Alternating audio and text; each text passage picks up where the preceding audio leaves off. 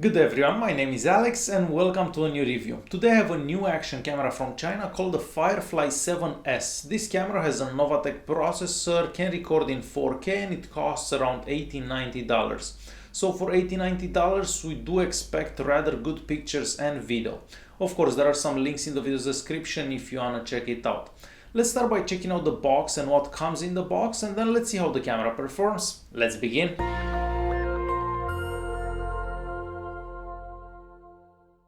The camera comes in a rather good looking box. First of all, we see the camera right there sitting in the waterproof case, and then on the bottom of the box we just see a picture onto the front, a picture on the back, and onto the sides we just see some specifications about the camera itself. Inside the box you're gonna find the user manual. The user manual is in English and a few other languages. It is written very small, however it will give you enough instructions so you know how to use the camera.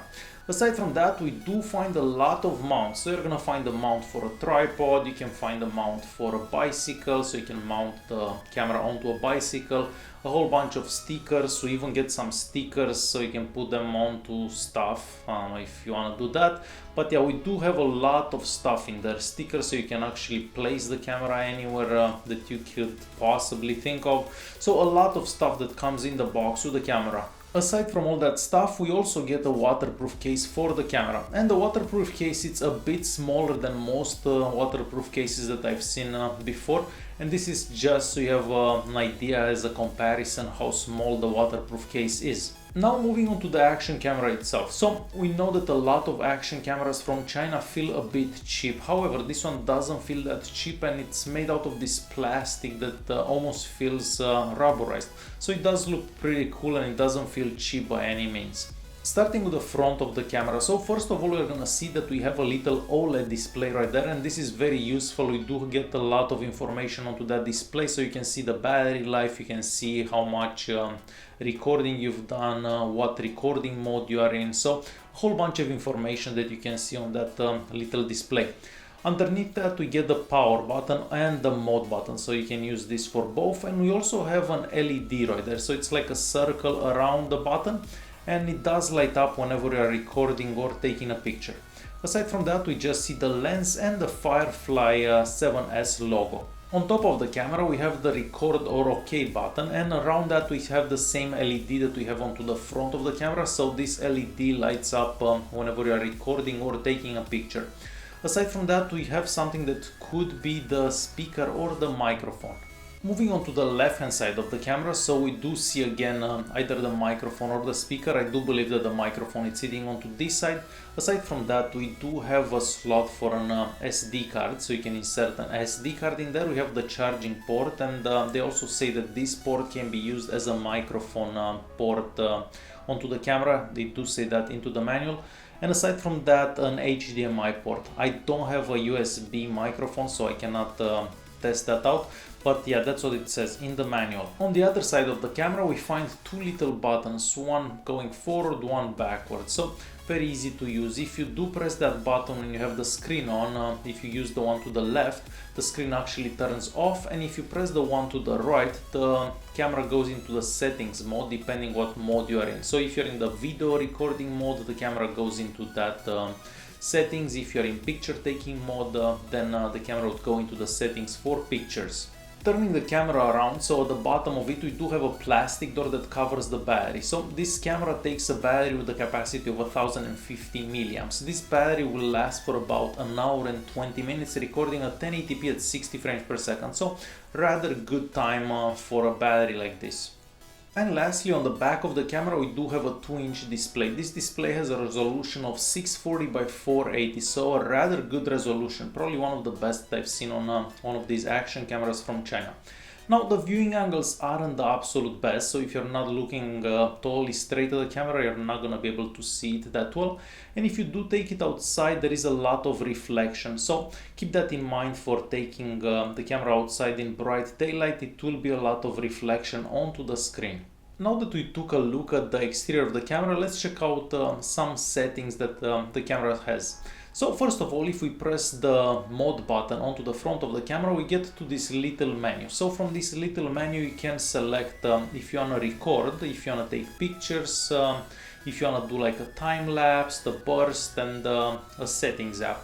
So into the settings app, it's more like a general settings app, so it's not totally related to video or pictures. To get into those modes, you'll have to be into that particular mode, either video or pictures.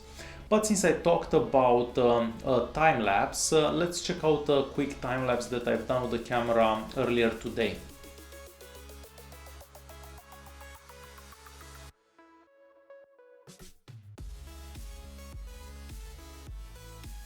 Moving on to the settings app. Now the settings app, it's more general, so it's not totally related to either video or pictures. As I said before, you have to go into those modes.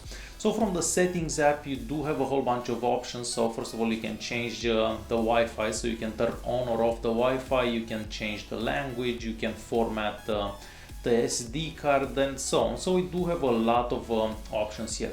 One of the options that I'm interested in is the gyroscope. So the camera has gyro stabilization. That means that it does have some type of stabilization, and I want to show you a clip with the stabilization on and with the stabilization off, so you can make up your mind if the gyroscope it's working properly, or if it makes any sense to actually keep it on.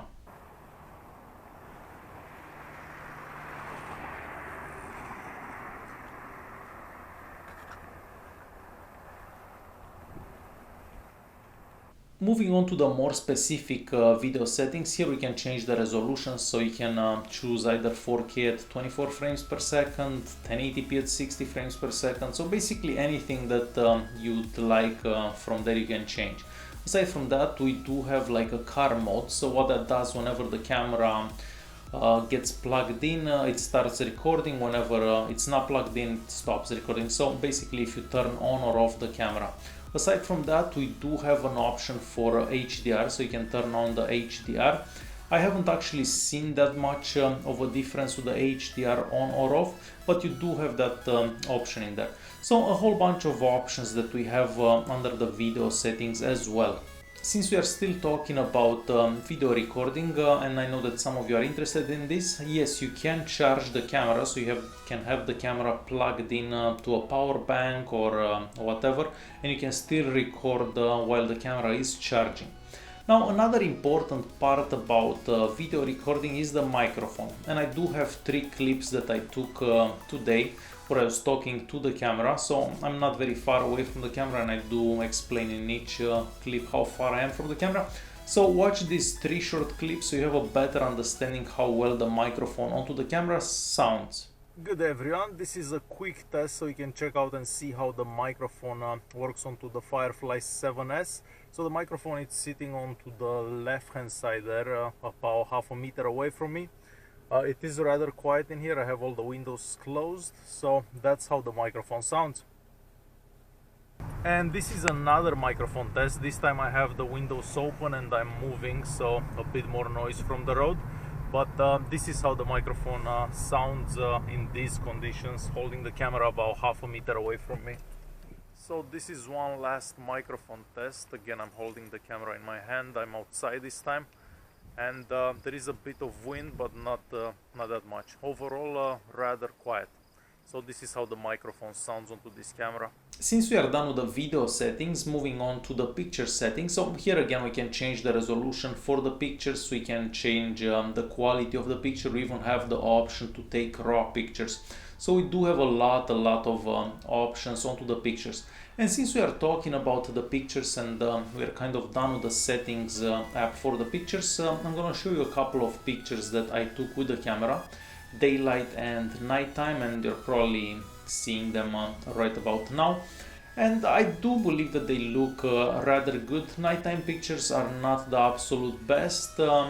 Some daytime pictures, if you're trying to focusing on a flower or an object, yeah, the camera doesn't seem to focus on the center, it like focuses to the side somehow. So if you're taking a close-up of something, it's not always focus. So that is the downside, but I've seen this to every single camera from China, so no difference there. But overall, I do believe that the pictures have a lot of detail and they do look rather good. Another important thing about the camera is the fact that it can connect to your smartphone through Wi-Fi. So you have to turn on the Wi-Fi from the settings menu, and it is very easy to do so. After that, you would just connect to the camera with your smartphone. Onto the front of the camera, on that little OLED display that we have, we actually see that the Wi-Fi is onto the camera, and if you turn the camera around onto the back, it's gonna say the password for the Wi-Fi network. So you just connect to the Wi-Fi network with your smartphone, you put that password in, and then you open the app. The app, it's very simple. It does have some settings, so you can change settings depending if you're taking pictures or videos, and you can also see and download anything that you'd have onto the camera. So if you took any pictures or if you filmed something, you can also see that stuff onto the phone, or just download them from the camera onto your phone. So very easy to do. Other than that, the app seems to work okay. It is like delayed a bit, but this is normal, and I've seen this with every single camera, with even like GoPros are slightly delayed. So very normal. So other than that, the Wi-Fi does seem to work very good up to like 8-9 meters or so. After that, you tend to kind of lose connection with the camera.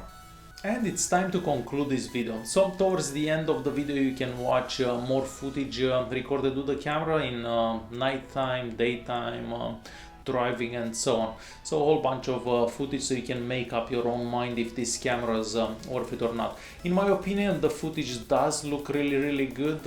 Pictures, I wish they would focus towards the center more, not to the sides. However, this is very normal for these action cameras. Other than that, I do believe that it is a lot of value for that $80–90, how much the camera costs. If you did like this video, press that like button, don't forget to subscribe, and I'll see you in the next one. Thanks for watching.